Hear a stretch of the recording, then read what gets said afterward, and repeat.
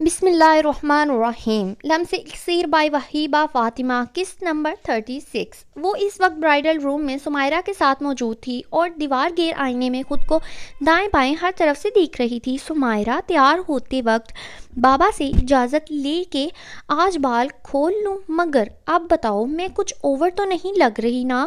نکاح تمہارا ہے اور مجھے دیکھو. روحان سے لہجے میں کہتے اس نے اپنا جائزہ لیا. بلیک میکسی میں گندمی رنگت سونے کی طرح دھمک رہی تھی. ہلکا سا سکن کے ہم رنگ فاؤنڈیشن لگا کر لبوں پر پنک گلوز لگایا تھا. ہاں، مگر گھنی پلکیں مسکارے سے مزید دو اچھا ہو گئی تھیں. اوپر سے بڑی بڑی سیاہ آنکھوں میں بھر بھر کر کاجل لگایا تھا. سیاہ بالوں کی ریشمی چمکدار آبشار کمر پر بکھری ہوئی تھی. وہ ایک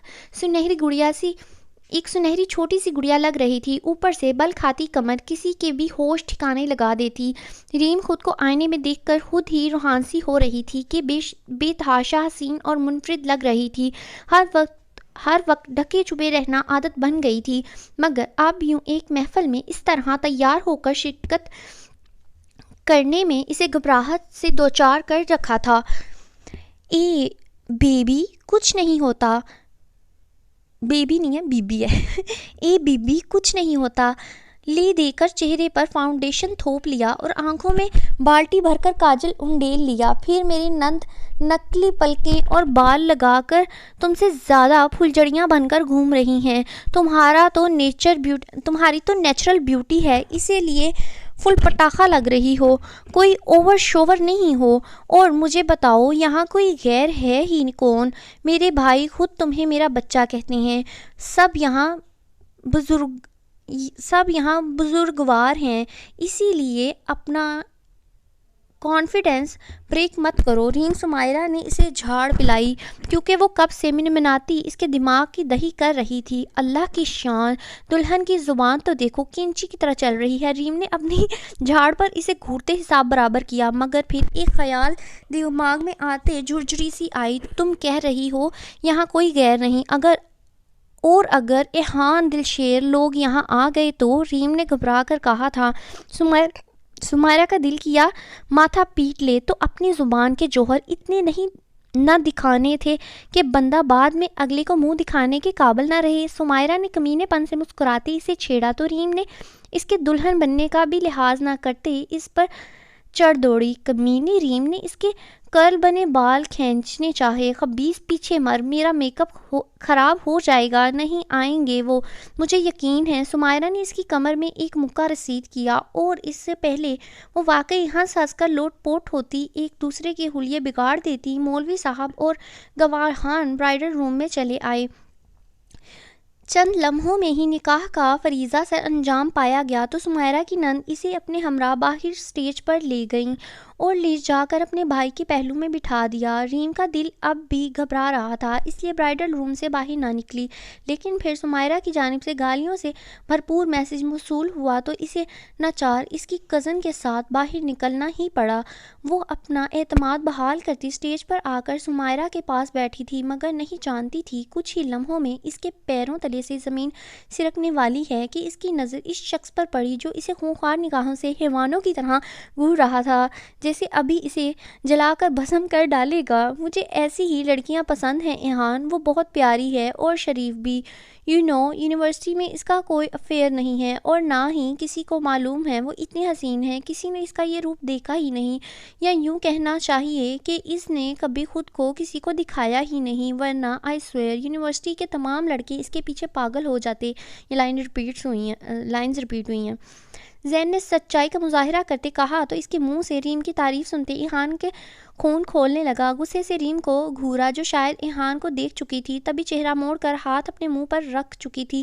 وہ اتنی شریف نہیں ہے جتنا تم اسے سمجھ رہے ہو. مڈل لوور کلاس فیملی سے تعلق رکھتی ہے. ایسی لڑکیوں کی پہلی ترجیح ایک امیر کبیر لڑکا ہوتا ہے. اگر کوئی ویل سیٹلڈ ایجوکیٹڈ لڑکا اسے اپروچ کرتا تو وہ لازم اب تک شریف نہ ہوتی. اس کا افیئر اس لڑکے کے ساتھ ہوتا جو اسے امپورٹنس دیتا، ایحان نے کوئلے چباتے کہا تو زین نفی میں سر ہلانے لگا۔ ایسا نہیں ہے، تم اب زیادہ ہی نیگیٹو ہو رہے ہو۔ مجھے یقین ہے جتنی بھی لڑکے اسے اپروچ کرتے وہ کبھی ان کا GF BF والا خرافاتی پروپوزل ایکسیپٹ نہیں کرتی۔ حد تو یہ کہ اس نے یونیورسٹی کے سب سے ہینڈسم بندے کو بھائی بول دیا۔ زین نے ہنستے ہوئے ایحان پر طنز کیا تو ایحان لب بھیج گیا۔ مزید ریم کے بارے میں کچھ غلط کہنے پر ایحان کا دل آمادہ ہو بھی نہیں رہا تھا، بس دل کر رہا تھا کہ ابھی کے ابھی کچھ ایسا کرے کہ ریم کی عقل ٹھکانے لگا دے، یا اسے زین کی نگاہوں سے اوجھل کر دے، یا کم از کم کچھ ایسا کرے کہ زین اس کے متعلق اس طرح سے مت سوچے۔ اسی لیے ایحان دل شیر نے بھی سوچ سمجھ کر ایک داؤ کھیلنے کی ٹھانی تھی۔ اوکے، اور اگر میں اسے اپروچ کروں اور وہ میری محبت میں پاگل ہو جائے تو؟ ایحان نے چیلنجنگ انداز میں پوچھا۔ زین نے حیرت کے سمندر میں غوطہ کھاتے ایحان کو ایسی نگاہوں سے دیکھا جیسے اس کے سر پر سینگ نکل آئے ہوں۔ بات بھی حیرت والی تھی، یہاں جو ایحان دل شیر کو جانتا تھا اسے اس بات کا بھی علم تھا کہ لوگ آدمی بیزار ہوتے ہیں۔ ایحان دل شیر تو بیزار تھا، مطلب صنف نازک سے خاص چڑ رکھنے والا ایحان دل شیر، لڑکیوں کو اپنے قریب بھی نہیں بھٹکنے دینے والا۔ تو آخر اسے اس چھوٹی سی سلونی لڑکی میں ایسی کیا دلکشی پیدا ہو گئی تھی کہ وہ اسے اچھا یا برا ثابت کرنے پر تلا جا رہا تھا؟ مگر پھر زین نے یہی سمجھا کہ ایحان چاہتا ہے کہ وہ کسی غلط لڑکی کی محبت میں گرفتار نہ ہو، اسی لیے اس کا چیلنج جیسے قبول کیا۔ تو میں اسے چھوڑ دوں گا۔ میں اس کو 2 دفعہ لکھا ہوا ہے، اسے چھوڑ دوں گا، زین نے کندھے اچکاتے کہا تو ایحان نہ سمجھی سے اسے دیکھنے لگا۔ کیا مطلب اسے چھوڑ دو گے؟ ایحان نے الجھ کر پوچھا۔ مطلب سمپل کہ میں اس میں انٹرسٹڈ ہوں۔ تو اسے فوری پرپوز کرنے والا تھا، کیونکہ مجھے ریم جیسی ایجوکیٹڈ اپنے سے کچھ چھوٹی اور خوبصورت شریف لڑکی چاہیے تھی۔ ویسے بھی میری پڑھائی مکمل ہونے میں کچھ مہینے ہیں، اگر ریم شریف ثابت ہوئی تو میں اس سے شادی کر لوں گا، ورنہ افسوس وہ مجھ جیسا ریچ اور ہونہار ہینڈسم لڑکا اپنی بدقسمتی سے کھو دے گی۔ زین کے خیالات پر ایحان کے تاثرات چاہنے کے باوجود نارمل نہ رہ سکے۔ وہ تو صرف دیکھنے کی حد تک سمجھ رہا تھا، جبکہ زین تو شادی تک پہنچ چکا تھا۔ یقین کرو اس کی نوبت نہیں آئے گی، ایحان نے پختہ لہجے میں کہا تو زین بھی سنجیدہ ہونے لگا۔ اوکے، تمہارے پاس 3 مہینے ہیں، زین نے ہاتھ بڑھاتے مسکراتے کہا تو ایحان بھی ہاتھ تھام گیا۔ وہ یہ شرط اس وجود پر لگا رہا تھا جس کا ان دونوں سے دور دور تک کوئی تعلق نہیں تھا۔ ایحان کے چہرے پر بیزارگی ٹپک رہی تھی، محفل سے دل مکمل اچاٹ ہو چکا تھا۔ ریم کو دیکھ دیکھ کر خون الگ الگ ہو رہا تھا، بار بار بے چینی سے ریم ایحان کو پہلو بدلتے دیکھ رہی تھی۔ زین چڑھتے ہوئے بولا، کیا مصیبت ہے ایحان، کوئی مسئلہ ہے؟ زین کے پوچھنے پر ایحان نے گہری سانس لیتے اسبات میں سر ہلایا۔ اب اسے کیا بتاتا کہ اسے ریم پر بے تحاشا غصہ آ رہا ہے، کس طرح وہ ایحان کے دیکھنے کے باوجود دیدہ دلیری سے ہال میں پھر رہی تھی۔ نہ حجاب کی فکر تھی، نہ ایحان کا خوف ضرور تم نے رکھنا ہے اس کے دل میں ہے۔ کیا مسئلہ ہے ایحان؟ زین نے کوفت بھرے لہجے میں پوچھا۔ اس کے سارے دوست پاگل ہو چکے تھے شاید، فریش ہونا ہے، کہتے ساتھ ایحان وہاں سے اٹھ کھڑا ہوا تو زین نے گہری سانس ہوا کے سپرد کی۔ اس وقت سب سے زیادہ ڈپریشن میں وہ خود تھا، اور پاگلوں جیسی حرکتیں ان کے دوست کر رہے تھے۔ ایحان کے جانے کے بعد زین پانی سے بھرا گلاس کو دیکھنے لگا کہ اچانک سحر کا بھولا سا چہرہ ذہن کے پردے پر لہرایا تو چہرے کے تاثرات پتریلے ہونے لگے۔ میں آپ کو کسی بھی چالاکی کا موقع نہیں دوں گا ڈیڈ، اور اس چھوٹی سی بچی کو کبھی نہیں اپناؤں گا، غصے سے فیصلہ کرتے وہ بیزاری سے چاروں طرف دیکھنے لگا، پھر سامنے بیٹھی ریم کو دیکھتے مسکرایا۔ یہ لڑکی پہلے کبھی اسے اتنی حسین نہیں لگی تھی جتنی اب لگ رہی تھی۔ ہوپ سو تم شرافت کا ڈھونگ نہیں کرتی ہو، ریم کی جانب دیکھتے سوچا۔ یہ پدی خود کو سمجھ کیا رہی ہے، کیسے دندناتے ہوئے مجھے نظر انداز کرتی پھر رہی ہے، how dare she. Wash room کے اندر داخل ہوتے وہ واش بیسن کے آگے کھڑے ہو کر بے مقصد اپنے ہاتھ دھونے لگا جب اچانک 2 لڑکیوں نے واش روم کا دروازہ کھول کر اندر ایحان کو دیکھتے ہنستے ہوئے واپس چلے گئیں۔ حد ہے، عجیب پاگل لڑکیاں ہیں، لڑکوں کے واش روم میں گھس جاتی ہیں بے شرم۔ ایک وہ پدی چڑیل، بائی گاڈ، ایک اور بار غلطی کر لے اور آج بوائز واش روم کے اندر آ جائے اس کا حشر نشر کر دوں گا۔ غصے سے بڑبڑاتا ایہان اس بات سے انجان تھا کہ اس بار وہ گرلز واش روم کے اندر کھڑا ہے۔ تقریباً 5 لیٹر خون تو جل بھن کر کوئلہ ہو ہی گیا تھا اس کا۔ نعمان علی نے بہت زیادہ ڈھیل دے رکھی ہے بیٹی کو، زین نے دیکھا ہے تو نہ جانے کتنے لوگوں نے اس پر غور کیا ہوگا۔ اس قدر لاپرواہ اور پاگل لڑکی میں نے اپنی زندگی میں نہیں دیکھی۔ غصے سے اپنے ہاتھ مسلتے وہ مستقل کھولتے خون کے ساتھ بڑبڑا رہا تھا جب اچانک دوبارہ واش روم کا دروازہ کھلا، لیکن اس بار اندر آنے والی کوئی اور نہیں، خود ریم تھی جو اپنی میکسی سے الجھتی اندر داخل ہو رہی تھی۔ جھکنے کے باعث بال چہرے پر بکھرے تھے۔ ایہان کے ہاتھوں کی حرکت شیشے میں ریم کو دیکھتے ساکت ہوئی، لبوں پر مخصوص پراسرار سی مسکراہٹ بکھر گئی۔ بہت خاموشی سے ٹیپ بند کرتے ایہان نے دانت کھچکھچائے اور قدم پیچھے لیتے احتیاط سے واش روم کا دروازہ اندر سے لاک کر دیا۔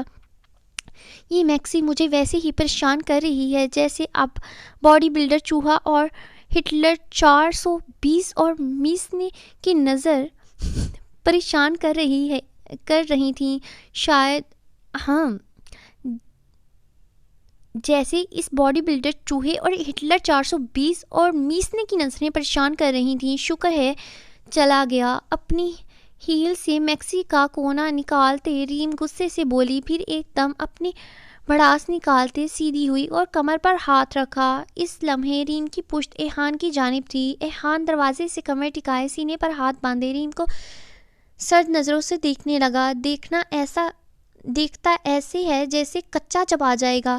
آدم خور جن کہیں کا، ہم لڑکیاں انسان ہی ہوتی ہیں، کوئی چکن ٹکا تو نہیں جو ندیدوں کی طرح گھورتے ہیں۔ سخت جھنجھلاتی ریم نے بالوں کو جھٹکتے پیچھے کیا اور واش بیسن کا ٹیپ کھولا۔ اچھا ہوا چلا گیا، اب مزے سے انجوائے کروں گی، مسکرا کر کہتی ریم جو ہی پلٹی سامنے کھڑے ایہان کو دیکھا۔ سانس سینے میں پھنسنے لگیں، ٹانگیں کانپنے لگیں، یوں جیسے ریڑھ کی ہڈی میں سنسناہٹ سی ہوئی ہو۔ چوہا میں آواز اور الفاظ دونوں منہ سے نکلنے سے انکاری تھے۔ یہی ہے وہ میں آواز اور الفاظ دونوں منہ سے نکلنے سے انکاری تھے۔ نہ جانے وہ کیا کہنا چاہ رہی تھی۔ پھر اچانک پیچھے بنے واش رومز کی لائن سے 3 میں سب سے لاسٹ والے کی جانب بھاگی کہ اس خونخوار جن سے بچنے کا واحد راستہ یہی تھا کہ واش روم میں گھس کے دروازہ اندر سے لاک کر لے۔ لیکن جتنی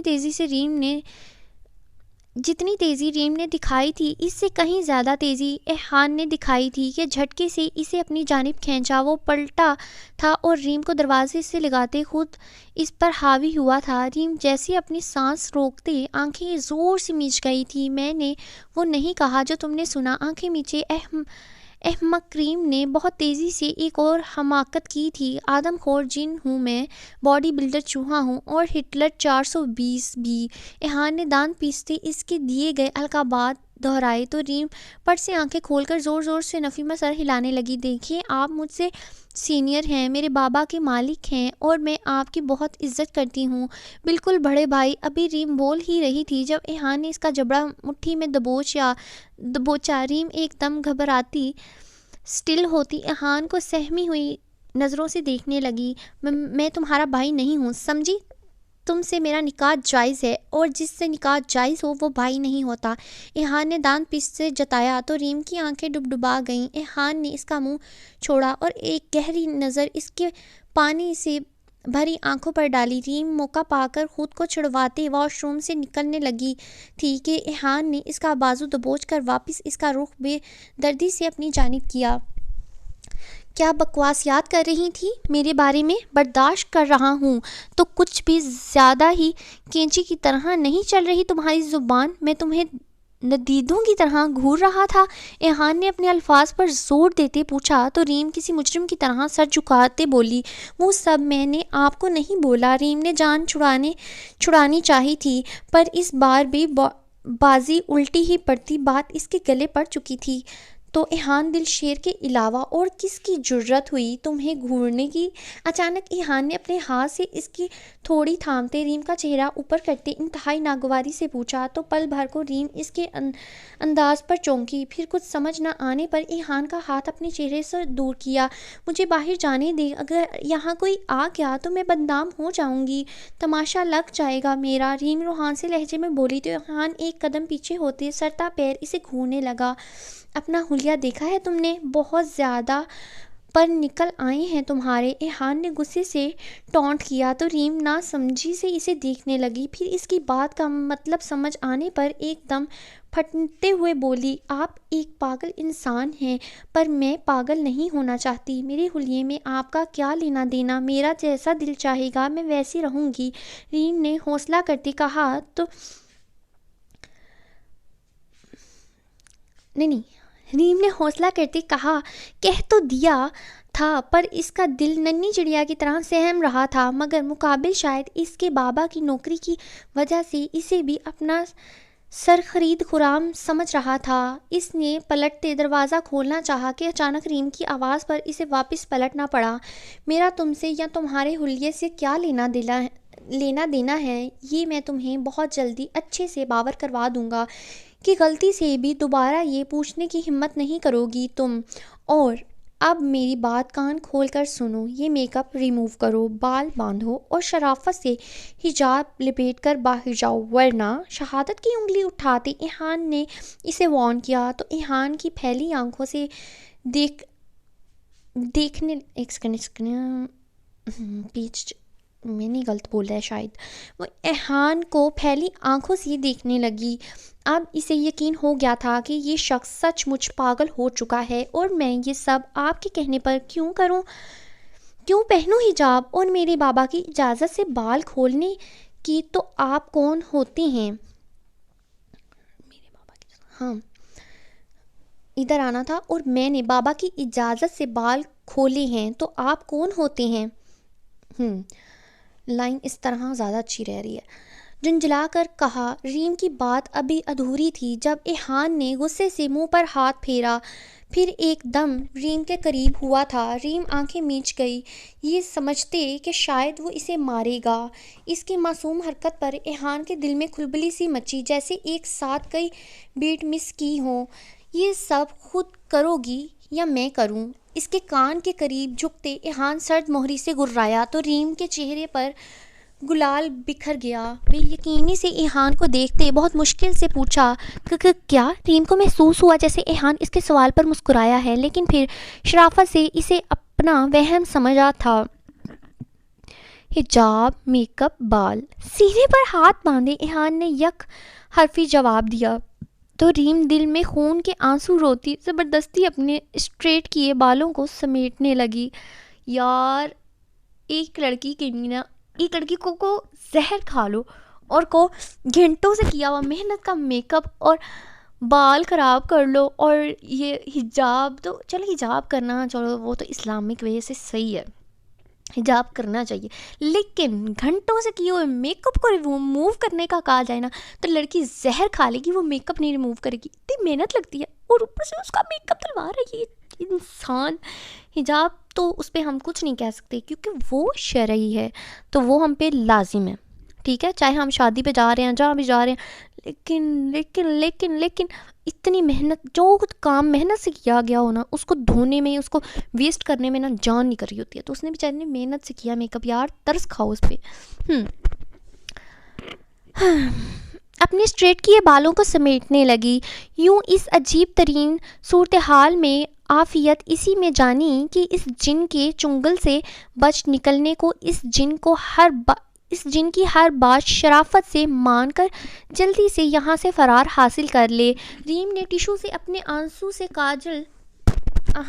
سے کاجل صاف کیا، حجاب چہرے کے گرد لپیٹ کر نم آنکھوں سے ایحان کو دیکھا۔ اس لمحے اس کی شکوہ کن نظریں ایحان کو بہت حسین لگی تھیں، یعنی ایحان دل شیر کے خوف سے وہ اس کا ہر حکم مان رہی تھی۔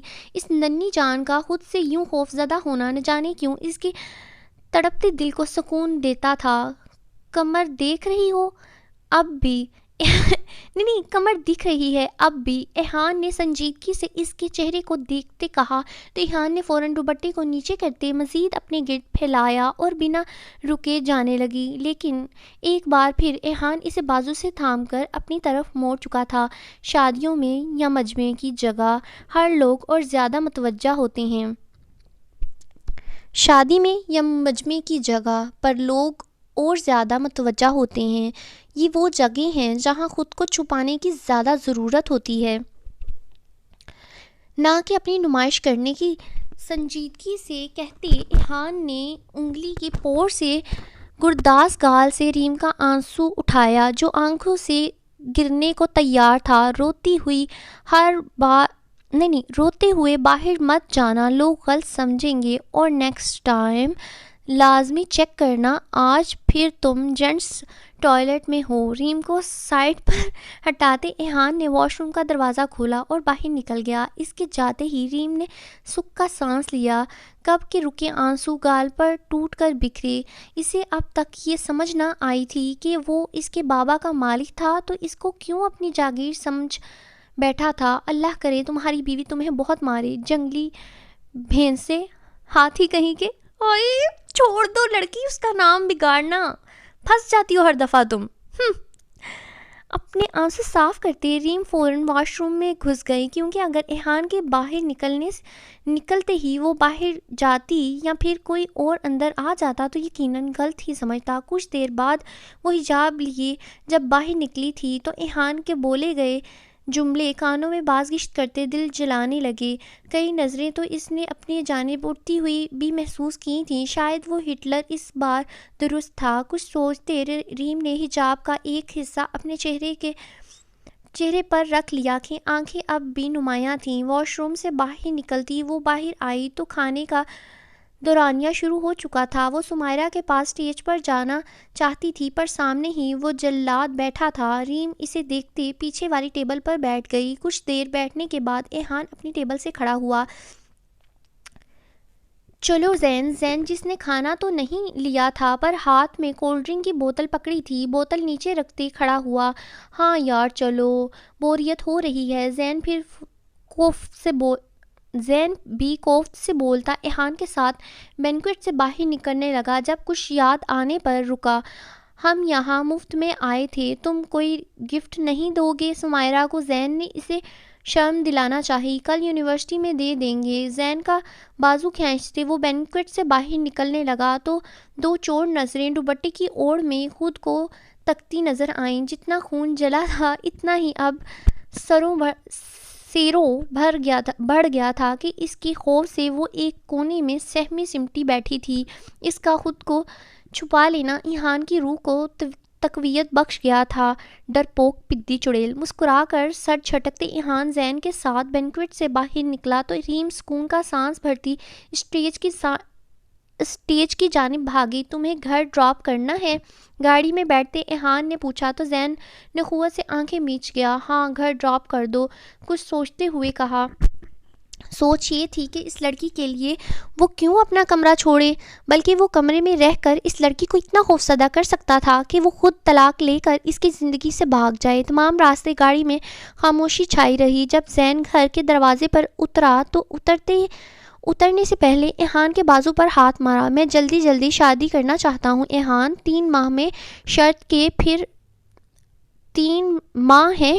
پھر ریم نعمان علی صرف میری۔ زین بول کر اتر گیا تھا پر ایحان دل شیر کے سینے میں انگاروں کے بھاں پر جلا گیا تھا۔ آج نہ جانے کیا عجیب سی کیفیت سر پر چڑھ رہی تھی کہ زاویار خانزادہ کا کسی چیز میں دل نہیں لگ رہا تھا۔ سارا دن بے دلی سے میٹنگز اٹینڈ کرتے اور باقی کام نپٹاتے ذہن کی ڈور اسی کم سن وجود سے الجھی تھی جسے وہ صبح اپنے فلیٹ میں روتا چھوڑ کر آیا تھا۔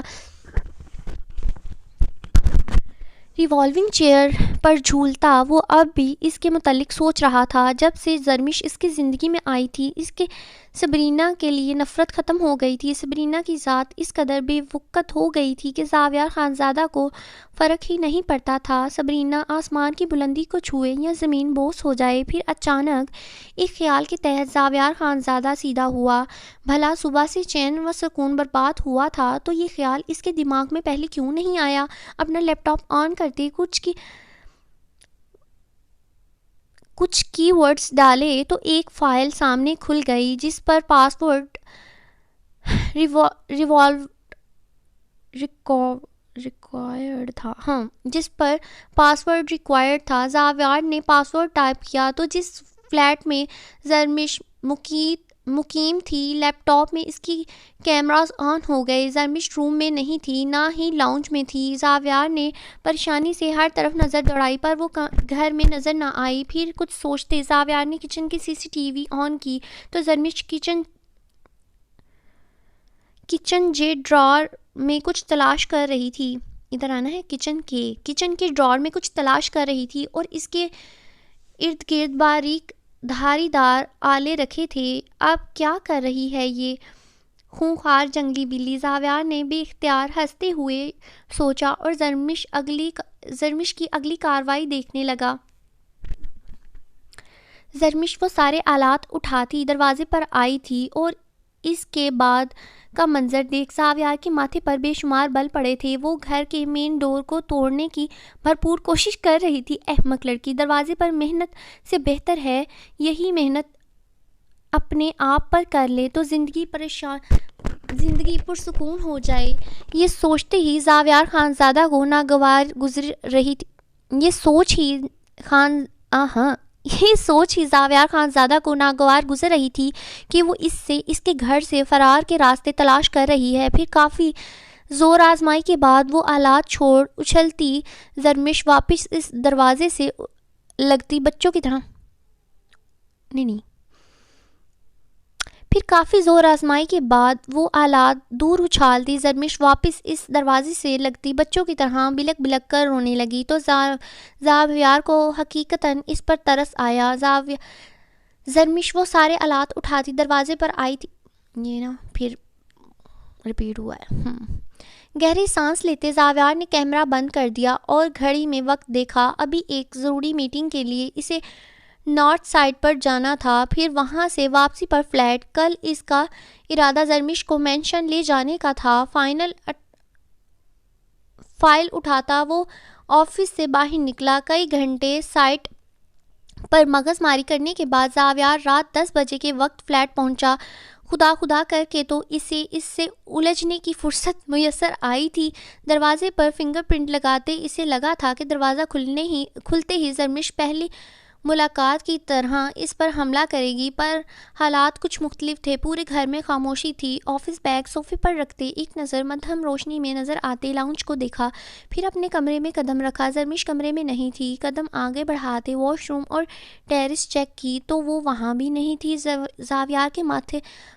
زاویار نے ماتھا مسلتے نفی میں سر ہلاتے وارڈروب سے اپنے کپڑے نکالے. شاور لے کر آرام دہ ٹراؤزر اور سینڈو بنیان پہن کر وہ کمرے سے باہر نکلا اور AC آن کیا. کمرے سے باہر نکل کر کونے والے روم پر ایک نظر ڈالی جو بند تھا، جس میں زکیہ کا قیام تھا. دوسرے کمرے کی جانب بڑھتے زاویار خانزادہ کمینے پن سے مسکرایا تھا. وہ خونخوار بلی یہ جتن کر کے اس سے بچنے کی کوشش میں تھی، پر اس کے تمام کوششیں بیکار تھیں. دھیمے سے دروازہ کھول کر اس نے کمرے میں قدم رکھا تھا تو کمبل میں دب کے وہ دوسری جانب کروٹ لیے سو رہی تھی. بند AC اور اتنی گرمی میں بھی وہ زاویار سے حفاظت کے لیے کمبل لیے ہوئے تھی، یعنی مقابلہ بھی کرنا تھا اور ڈرنا بھی تھا. اس کی گرمی کی وجہ سے انچاہی جنبش نے زاویار پر اس کے سوتے بننے کا بھانڈا اچھے سے پھوڑ دیا تھا، اس لیے زاویار نے زور سے گلا کھنگارا تھا. کمرے میں چلو. زرمش کو بیڈ پر ہنوز لیٹے دیکھ زاویار نے سنجیدگی سے دوبارہ پکارا، پر وہ ڈھیٹ آنکھیں موندے لیٹی رہی. بائی گاڈ، کھیل چھوٹا ہو یا بڑا، تم کسی معاملے میں مجھ سے جیت نہیں سکتی جب تک کہ میں خود نہ چاہوں. غصے سے بڑبڑاتے زاویار نے آگے بڑھتے اسے گود میں اٹھانے کے لیے ہاتھ اس کی گردن کے پیچھے حصے میں ڈالا ہی تھا کہ سونے کا ناٹک کرتی زرمش برق رفتار سے بدک کر پیچھے ہوتی اگلے لمحے ہی بیڈ کی دوسری جانب اتر گئی. جو بال جوڑے میں مقید تھے اس زور آزمائی پر چہرے کے گرد بکھر گئے. اوہ، تم تو جاگ گئی. ہاتھ جھاڑتے زاویار خانزادہ فاتحانہ مسکراہٹ لیے زرمش کو اپنی جانب ہاتھ جھاڑتے زاویار خانزادہ فاتحانہ مسکرایا تو زرمش کو اپنی جلد بازی پر شدید غصہ آیا، یعنی وہ یہ سب اسے جگانے کے لیے کر رہا تھا، اور وہ کس قدر بے وقوف واقع ہوئی تھی۔ میں تمہارے ساتھ کہیں نہیں جاؤں گی۔ اپنی بات پر ڈٹتے وہ زاویار کو اپنی جانب بڑھتا دیکھ مزید پیچھے کھسکتی حتمی لہجے میں بولی، کہیں نہیں، اپنے کمرے میں جانے کا کہہ رہا ہوں۔ مجھے یہ ڈرامے بازی پسند نہیں بیوی۔ اگر تم یہ سوچتی ہو کہ میں تمہارے ساتھ کمرہ یا صوفہ کھیلوں گا تو تم غلط ہو۔ میں ایک میچور مرد ہوں، یہاں نہ کوئی ناول چل رہا ہے اور نہ کوئی مظلوم ہیروئن ہو تم۔ زرمش کو بازو سے تھامتے اچھے سے باور کروایا تو وہ کمرے سے نکلنے لگا تھا، پر زرمش کو واپس خود سے زور آزمائی کرتے دیکھ جھٹکے سے اس کے بازو کو اپنی جانب کھینچا۔ میں تمہارے ساتھ بہت نرمی سے پیش آ رہا ہوں، تم مجھے اتنی ہی سختی پر مجبور کر رہی ہو۔ دانت پیستے کہا، مجھے تمہاری نرمی کی کوئی ضرورت نہیں، تھوکتی ہوں میں تم پر اور تمہاری نرمی پر۔ زرمش نے انتہائی حقارت سے جواب دیا تو پل بھر کو اس کی اس قدر شدید نفرت پر زاویار خانزادہ ٹھہر سا گیا تھا۔ وہ پہلی لڑکی یا شاید برآن دل شیر کے بعد اس دنیا میں پہلی انسان تھی جو اس کے ساتھ اتنا بولنے کی جرأت کر رہی تھی۔ اور زرمش، تم واقعی بہت زیادہ روڈ بول رہی ہو، چاہے جو بھی ہے، وہ تمہارا شوہر ہے، جیسا بھی ہے۔ شوہر کے ساتھ اتنی بدتمیزی کی اجازت دین اسلام نے بھی نہیں دی، ٹھیک ہے؟ ورنہ اتنی زور آور زبان درازی تو اس نے سبرینا کی محبت میں کبھی اس کی بھی برداشت نہیں کی تھی۔ مت تھوکو، اپنا تھوک خود ہی چاٹو گی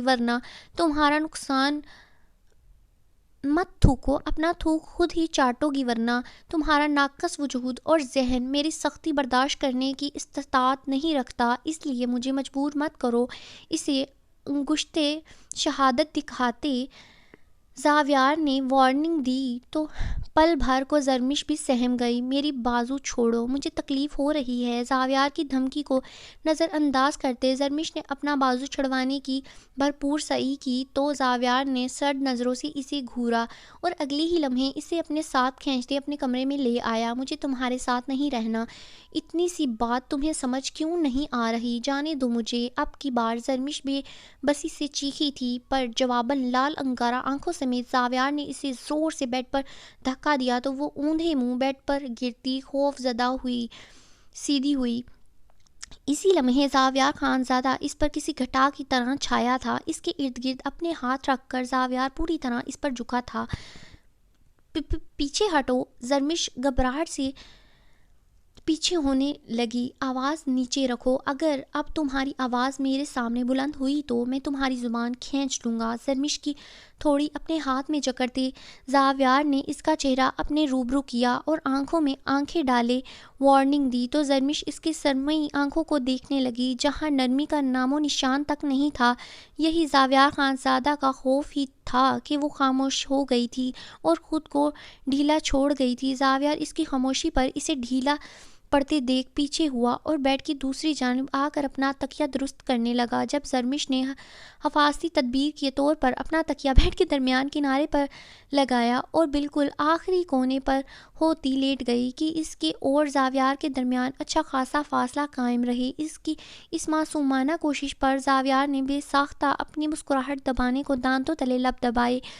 کیا وہ واقعی سوچتی تھی کہ اس کا کوئی بھی حفاظتی بھان زاویار خانزادہ کو روک سکتا ہے؟ اپنی جگہ پر لیٹتے اچانک زاویار نے اس کی ساری کوشش ضائع کرتے زرمش کے قریب ہوتے اپنا دایاں ہاتھ زرمش کی کمر میں ڈالا اور ایک جھٹکے سے اسے اپنے جانب کھینچا۔ زرمش جو اپنی کوشش کو کامیاب سمجھتی بالکل انجان تھی، اس اچانک افتاد پر دل اچھل کر حلق میں آیا۔ سمجھ نہ آیا کہ ہوا کیا ہے۔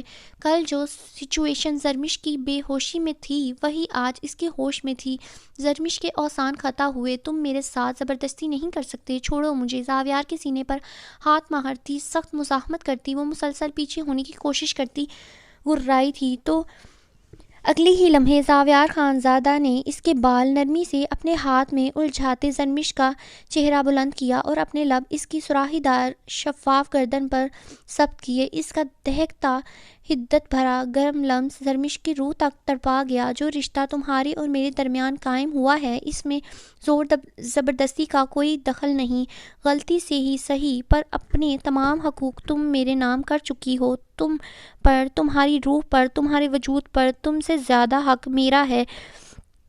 گردن سے ہونٹ سرکتے زرمش کے کان کی لو تک گئے تھے۔ کام ادھر آنا تھا، کان لکھا ہے کام کان کی لو کو ہلکے سے دانتوں تلے دباتی وہ زرمش کے کان میں پھنکارا تو زرمش کچھ لمحے کے لیے ساکت ہوتی ٹھہر سی گئی، پھر اچانک پوری طاقت لگاتے زاویار کو دور کرنے کی کوشش کرتی چلائی، نہیں مانتی میں اس رشتے کو، خبردار جو تم نے مجھے چھوا، تم ایک گندے۔ ابھی وہ اتنا ہی بول پائی تھی کہ زاویار کی دہاڑ پر اس کا وجود ایک دم ساکت و جامد ہو گیا۔ آواز نیچی رکھو۔ زاویار کی دھاڑ اتنی سخت تھی کہ اسے واضح محسوس ہوا کہ زرمش کا وجود اس کے حصار میں لرز گیا ہے۔ چند لمحے اچانک چھائی خاموشی کی نظر ہوئی۔ زاویار اس کا خوف سے لٹھے کی مانند سفید پڑتا پھول سا چہرہ دیکھ کر اپنی اس قدر سختی پر اپنے لب بھینچ گیا۔ پھر اچانک زاویار نے زرمش کو اپنے سینے میں بھینچ لیا، وہ جو اس کی دہشت سے پتھر ہو گئی تھی۔ زاویار کے سینے کی حدت اور نرم حصار پر دل اچانک غم سے پھٹنے لگا۔ وہ اسی ستمگر کے سینے پر سر ٹکاتی بے آواز بے تحاشا رونے لگی۔ کچھ دیر بعد زاویار کو اپنے سینے آنا ادھر لکھا ہوا ہے اپنے سینے پر نمی کا احساس ہوا تو اندازہ ہوا وہ نازک وجود اس کے خوف سے رو رہا ہے۔ بہت نرمی سے زاویار دوسرے ہاتھ سے اس کی کمر کو سہلانے لگا۔ اس نرمی اور عنایت کا اثر تھا کہ پہلے وہ جو بے آواز رو رہی تھی اب ہلکی ہلکی سسکیاں بلند ہونے لگی تھیں۔ زاویار نے اسے رونے دیا اور غیر محسوس طریقے سے مکمل اس کی جانب کروٹ لیتے اسے مزید اپنے اندر بھینچ لیا۔ زرمش اپنے غم میں اس قدر ڈوب چکی تھی کہ زاویار کی ٹی شرٹ اپنی مٹھی میں دبوچ گئی اور سسکیاں ہچکیوں میں بدل گئیں۔ زاویار نے اپنے لب اس کے بالوں پر رکھے اور اپنی آنکھیں موند گیا۔ نہ جانے وہ کتنی دیر روتی رہی تھی، وقت کا اندازہ نہ ہوا۔ جب کافی دیر بعد زاویار کو محسوس ہوا باہوں میں قید وجود حرکت روک چکی ہے تو چہرہ پیچھے کرتے سینے سے لگی زرمش کو دیکھا۔ اس کی آنکھیں بند تھیں، چہرے پر آنسو کی نمی تھی اور گلاب کی پنکھڑیوں سے ہونٹ نیم واہ تھے۔ ایک ہاتھ نیچے تھا تو دوسرے سے وہ زاویار کی ٹی شرٹ کو سختی سے تھامے ہوئے تھی۔ خود کو ملامت کرتے زاویار نے گہری سانس خارج کی اور زرمش کو اپنے بازو سے ہٹاتے تکیے پر منتقل کیا، انگلیوں کے پوروں سے اس کے چہرے کی نمی کو صاف کیا۔ وہ جو اتنے دنوں سے سونے کے لیے نیند کی گولیاں لے رہی تھی، یہ اس محفوظ پناہ کا ہی کمال تھا شاید کہ وہ بغیر کسی دوا کے گہری نیند میں چلی گئی تھی۔ زاویار کی نظر اس نیم واہ ہونٹوں پر ٹھہری تو ماتھے پر ایک بل نمودار ہوا۔ دل میں حسرت ہوئی، کاش باہوں میں بکھری یہ لڑکی اتنی چرب زبان نہ ہوتی تو کتنا ہی اچھا ہوتا۔ اس کے لبوں کو اپنی انگوٹھی کی مدد سے سہلاتے ذہن کو بری طرح جھٹکا جو مستقل اس پھول سے وجود کی قربت کے لیے اکسا رہا تھا۔ یہ احساس دلا رہا تھا کہ اس کے وجود پر دسترس حاصل کرنا زاویار خانزادہ کا حق ہے، پر دل ابھی اس بات پر قائم نہیں ہو رہا تھا۔ یہی وجہ تھی کہ زاویار خانزادہ بستر سے اٹھ کھڑا ہوا تھا، ڈریسنگ ٹیبل سے سگریٹ کا پیکٹ اور ایش ٹرے اٹھائے کمرے سے ہی نکل گیا تھا۔ کافی دیر تک سگریٹ سے اپنی جان جلانے کے بعد وہ واپس کمرے کے اندر آیا تھا اور ایک تھکان بھری سانس خارج کرتے اپنی ٹی شرٹ کو جسم سے جدا کرتے کاؤچ پر اچھالا تھا اور باتھ روم کی طرف بڑھ گیا تھا۔ ٹھنڈے پانی کا شاور کھولتے اپنے برہنہ وجود کو اے سی کی ٹھنڈک کولنگ کے باوجود ٹھنڈے پانی کے نیچے کیا۔ ایک آگ سی جسم و جاں میں سلگ رہی تھی۔ سب کچھ اس کی چاہ کے مطابق ہونے کے باوجود وہ سمجھنے سے قاصر تھا کہ ایسا کیا کرے کہ حالات ہاتھوں سے پھسلتے محسوس ہو رہے تھے۔ 10 منٹ ٹھنڈے شاور کے نیچے کھڑے رہنے کے بعد اس پانی کی ٹھنڈک بھی ماند لگنے لگی تو شاور بند کیا اور ٹاول سے وجود کو خشک کرتے نائٹ ڈریس کے طور پر سیاہ ٹراؤزر پہنا۔ سوتے وقت شرٹ پہننے کی عادت اسے نہیں تھی۔ واپس اپنے بستر پر نیم دراز ہوتے اتنی دیر میں وہ پہلی بار مسکرایا تھا جب اپنی جگہ پر زرمش کو آڑا ترچھا لیٹا ہوا پایا۔ پہلی بار اپنا بستر زاویار خان زادہ کو اس قدر حسین لگا تھا۔ محترمہ لوٹتی بھی ہیں۔ زاویار نے نفی میں سر ہلاتے اپنی سوچ پر مسکراہٹ ضبط کی اور بہت احتیاط سے بیٹھ کے ایک کونے میں بیٹھا۔ نظروں میں پہلی جیسی سختی کہیں نہیں تھی، صرف ایک نرم گوشہ تھا۔ ساری منفی خیالات اس کے ذہن سے اس وقت بہت دور تھے۔ وہ یک ٹک زرمش کو دیکھ رہا تھا جو ہوش کی دنیا سے بے پرواہ، اپنے وجود کی دلکشی سے لاپرواہ، بہت رونے کے بدولت اب خواب خرگوش کے مزے لے رہی تھی۔ میں ایسی لڑکی نہیں ہوں۔ کوٹھے پر زرمش کا کہا گیا ایک جملہ یاد آیا تو زاویار خان زادہ کی مسکراہٹ سمٹی۔ ایک نظر آنکھوں کے آگے لہرایا ایک منظر آنکھوں کے آگے لہرایا جب وہ بے ہوش ہوئی تھی اور اس کے نازک کمر سے کپڑا سرکا تھا اور زرمش کی کمر پر زخم کے نشان واضح ہوئے تھے۔ کچھ سوچتے زاویار نے اس کے قریب ہوتے زرمش کی قمیض تھامی تو ایک پل کے لیے ہاتھ رکا، لیکن پھر اپنا جائز حق استعمال کرتے زرمش کی قمیض کمر سے سرکائی۔ اس سے پہلے وہ قمیض مزید اوپر کرتا زرمش کے زخم دیکھتا، زرمش نے کسمساتے اس کی جانب کروٹ بدلی۔ زاویار خان زادہ نے گہری سانس اپنے اندر منتقل کی اور اپنا ارادہ ترک کرتے خود بھی اس کے قریب بیڈ پر نیم دراز ہو گیا۔ زرمش کا سر اپنے بازو پر ٹکاتے آہستگی سے اس کے ریشم براؤن بالوں کو سہلایا۔ میں تم پر سختی نہیں کرنا چاہتا، نہ ہی میں ظالم ہوں، پر تم مجھے سختی پر مجبور کرتی ہو۔ ایک بار خود کو مجھے سونپ دو، مجھے عزت اور مان دے دو، میں تم پر اعتبار کر لوں گا اور وہی عزت اور مان تمہارے وجود کو بخش دوں گا۔ زرمش کے ماتھے پر اپنے لب رکھتے وہ خود سے عزم کر رہا تھا، پر یہاں بھی شرط زرمش کے جھکنے کی ہی تھی۔ مستقل بجتے فون کو نظر انداز کیے ضیاء نے سگریٹ سلگاتے لبوں میں دبائی تھی اور ٹیرس پر موجود بس مجھے جو انگلش کے ورڈ اردو میں لکھے ہوتے ہیں نا اس کو پڑھنے میں تھوڑی سی مشکل ہوتی ہے۔ شاید میں 1-2 منتھ اور ناولز پڑھوں گی تو پھر میری زبان رواں ہو ہی جائے گی۔ ٹیرس پر موجود کرسی پر بیٹھتے گہرے گہرے کش لیتے آسمان میں بادلوں کے پیچھے چھپتے چاند کو بغور دیکھنے لگا تھا۔ یہ چاند بالکل نامکمل اور تنہا تھا، بالکل ضیاء حیدر کی طرح۔ دنیا کی کوئی چیز میرے سینے میں اٹھتی اس چلن کا مداوع نہیں کر سکتی نورین، جو اس وقت میرا تن بدن سلگا رہی ہے۔ سگریٹ کے سلگتے شعلے کو دیکھتے ضیاء خود اذیت سے مسکرایا۔ کس طرح ہال میں نورین کے گرد اس نے فرحان کا بازو برداشت کیا تھا وہ یہی جانتا تھا۔ اگر وہ سمائرہ کا نکاح کا فنکشن نہ ہوتا، کوئی اور فیملی گیدرنگ ہوتی تو وہ بلا جھجک اس آدمی کا بازو جڑ سے اکھاڑ کر نورین سے دور پھینک دیتا، مگر وہ ایک انجانی جگہ پر تماشا نہ لگا سکا تھا۔ رات کا 1 بجنے کو آیا تھا اور اتنی دیر میں نہ جانے وہ کتنی ہی سگریٹ پی چکا تھا۔ ایک وقت تھا جب ضیاء حیدر کو سگریٹ سے چڑ تھی، صرف شوقیہ چند کش لگاتا تھا، اور اب یہ کڑوی مضر صحت چیز اسے اپنا سہارا لگ رہی تھی۔ جوں رات بڑھ رہی تھی ضیاء کے غصے کا گراف بھی بڑھتا جا رہا تھا۔ زین اور ایحان کی جانب سے اسے مستقل کال اور میسیجز وصول ہو رہے تھے، پر اسے کسی کی پرواہ نہیں تھی۔ میرا سکون برباد کر کے تم کیسے سو سکتی ہو نورین؟ تیز سے سگریٹ پھینکتے نورین کو کال ملائی۔ چوتھی بیل پر کال ریسیو کر لی گئی۔ توقع کی عین مطابق نورین کی نیند میں ڈوبی خمار آلود آواز سنتے ضیاء کا غصہ مزید بڑھ گیا۔ کیسی اس کا سکون برباد کر کے وہ اتنے سکون سے سو رہی تھی؟ نورین، مجھے تم سے بات کرنی ہے۔ لہجے کو ممکنہ حد تک نارمل رکھنے کی ناکام کوشش کی تھی، جبکہ لہجے کی سختی نورین کی نیند وقت سے اڑا گئی تھی۔ ضیاء، نورین جو رات کافی دیر رونے کے بعد بمشکل سوئی تھی، فرحان کی کالز کو بھی مکمل اگنور کیا تھا۔ اس کے وہم و گمان میں بھی نہیں تھا کہ ضیاء اسے رات کی اس پہر کال کرے گا۔ کال مت کاٹنا، ضیاء نے اتنا کہا ہی تھا کہ نورین کال کاٹ چکی تھی۔ ایڈیٹ لڑکی، میرے ہاتھوں قتل ہو جائے گی۔ دانت کچکچاتے ضیاء نے کال بیک کی، پر اس بار بھی کال آگے سے کاٹ دی گئی۔ بہت زیادہ ہمت ہاک ہمت آ گئی ہے تم میں نورین؟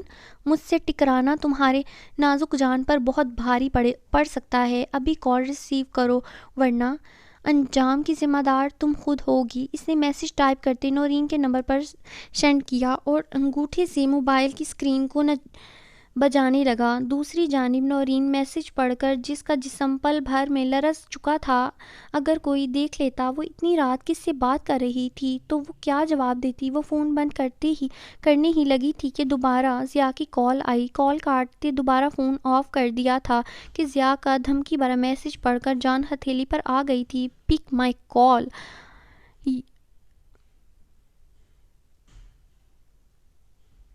ہاں ڈیئر ذوالنورین سلطان، ورنہ میں ابھی تمہارے گھر آ جاؤں گا۔ Last warning. ضیاء کا میسج پڑھتے نورین کے پسینے چھوٹنے لگے۔ وہ جانتی تھی اگر ضیاء کہہ رہا ہے تو وہ آ جائے گا اور وہ ایسا ہی کرتا۔ اس کے بعد مجبوراً نورین نے کانپتے ہاتھوں سے ضیاء کو کال ملائی۔ ضیاء جس نے نورین کو وارننگ دے کر عمل کر گزرنے کی آخری حد 10 تک کاؤنٹنگ رکھی تھی، ابھی وہ 7 تک ہی پہنچا تھا جب اسکرین پر نورین کا نام جگمگانے لگا، جسے دیکھتے ضیاء اتنی دیر میں پہلی بار مسکرایا، پر مسکراہٹ خاصی سرد اور پتھریلی تھی۔ ضیاء کیا چاہتی ہو تم؟ مجھے کیوں رسوا کرنا چاہتی ہو؟ نورین نے بھرائی ہوئی آواز میں تڑپ کر کہا تھا۔ جواباً ضیاء نے سگریٹ پیکٹ سے نکالتے لبوں میں دبائی اور لائٹر سے سلگائی۔ میں کیا چاہتا ہوں تم جانتی ہو، لیکن اس وقت اپنی چاہت کے متعلق بات کرنے کے لیے کال نہیں کی میں نے۔ جو میں چاہتا ہوں اسے میں خود حاصل کر لوں گا۔ تم مجھے صرف اتنا بتاؤ، میرے منع کرنے کے باوجود تم فرحان کے ساتھ باہر کیوں گئی تھی؟ ضیاء نے چپتے لہجے میں سوال کیا تو نورین کے ماتھے پر بل پڑ گئے۔